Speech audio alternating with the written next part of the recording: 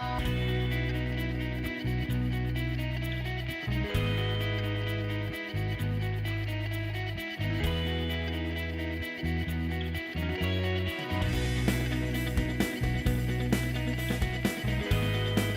would contend that the term emerging markets is really a misnomer.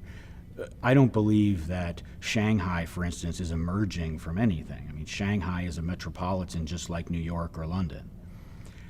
And until you can appreciate the growth trajectory of these countries that they call emerging, it's really hard to get a good level of confidence in investing in those markets. I think what they can do is better understand the general markets, the consumer, understand what is driving those economies, and I think that they will see ultimately that many of the drivers that are creating opportunities in emerging markets right now are the same drivers that were creating opportunities in the U.S. in the 1950s. You're seeing infrastructure being built out. You're seeing housing being put out, first-time home buyers. As credit becomes available, as job growth is there, income growth is there, that is all driving demand for real estate. I think investors have to look at underlying fundamentals in the asset class they're investing in. They have to take a long-term perspective. And I think they also have to pay attention to their clients' risk tolerances. And I think emerging markets presents a nice menu of opportunities. First of all, we look at underlying fundamentals in emerging markets. They're quite strong.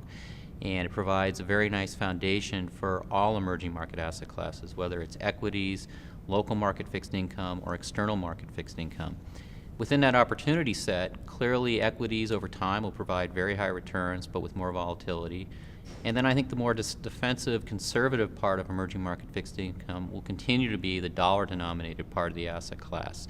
Emerging market sovereigns, emerging market corporates that have provided lower returns, but also much lower volatility.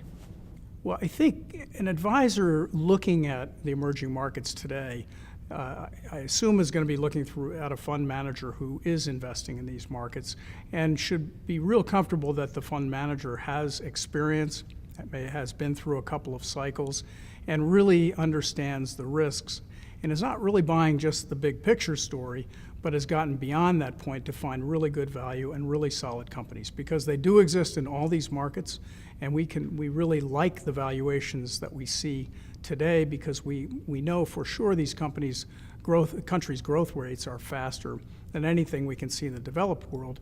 The key is to get the right ones in the right market, and also make sure that you don't stay too long at the party, because we will have problems down the road. It's inevitable as these countries go through their growing pains.